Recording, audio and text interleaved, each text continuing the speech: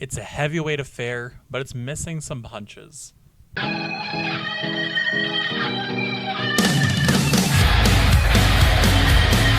Welcome to A Reno Does Music, where today we're looking at the 10th studio album from Lamb of God, the self-titled, Lamb of God. The Randy Blythe-led Outfit is a band I've listened to on and off in my life, first discovering them on a DLC disc for the video game Rock Band 2, which had Laid to Rest on it.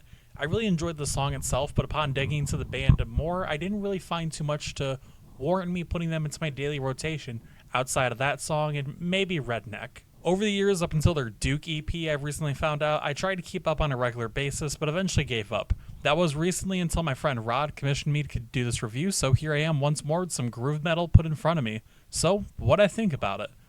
Well, as much as I hate to say it, it's really more of the same that I had found originally, and not much else. There's an undeniable talent in a band like Lamb of God, with the thickly laid guitar and pounding drums, not to mention the lead singer's steady growls. Hell, there's a reason they're considered a part of America's new wave of heavy metal powerhouses, alongside the likes of Killswitch Engage. But here on this album, I was hard-pressed to find anything significantly impressive in terms of evolution on either their own sound in recent years, or metal in general, as I did at the time when I first listened to them.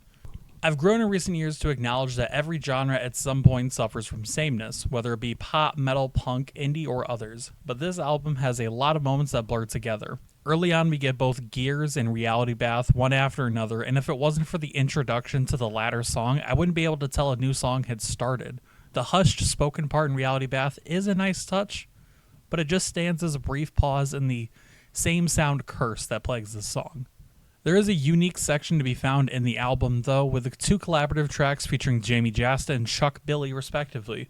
Jamie lends a great lyrical shift in Poison Dream that offers a much more significant break within the LOG formula to give a much stronger aura to the track, which made it quickly stand out to me as one of my favorite songs on the entire album. Moving over to Routes with Chuck Billy, while the Testament-led singer's voice sounds more natural within the overall structure of a Lamb of God song, that doesn't mean the song itself is particularly outstanding.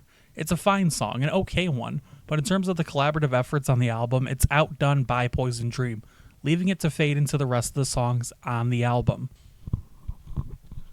The biggest issue I have with this album is its lack of overall variety, with just not enough really happening. There's largely impressive elements all over it, and it just fails to stand out among the contemporaries, not only in the time of 2020 in the terms of metal, but also among Lamb of God's own discography.